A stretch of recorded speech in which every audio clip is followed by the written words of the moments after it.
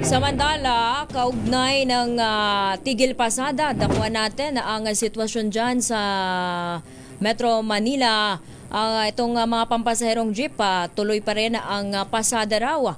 Ang detalyeng yan ihatid ni Arch 52, Edniel Parosa. Edniel?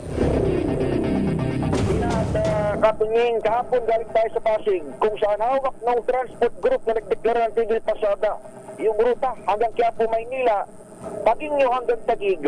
Wala tayong nakitang bulto ng mga stranded at marami pa rin dumiyahing jeepney, naging UB Express.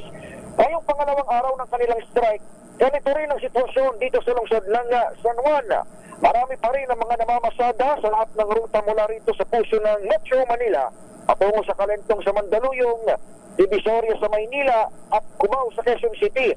Binaybay natin kanina itong M. Domingo at F. Women Street hanggang sa makapunta tayo ng Mandaluyong.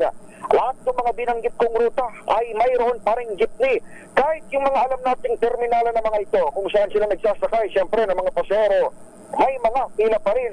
Maliban kasi sa Pasig Quiapo, kilala ring members na nagpo-protest ng grupong Manibela. Itong ilang driver at operator sa lungsod ng San Juan.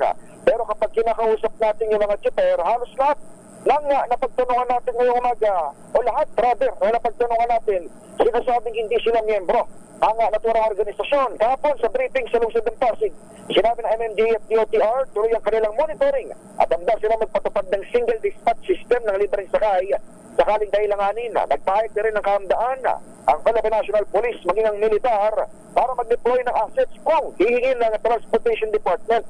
Pero hanggang sa umagang ito, wala pa tayo nakikita ang problema rito sa bahaging ito, ang Eastern Metro Manila.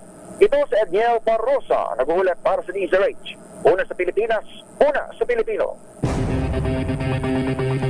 Thank you, Edniel Parosa.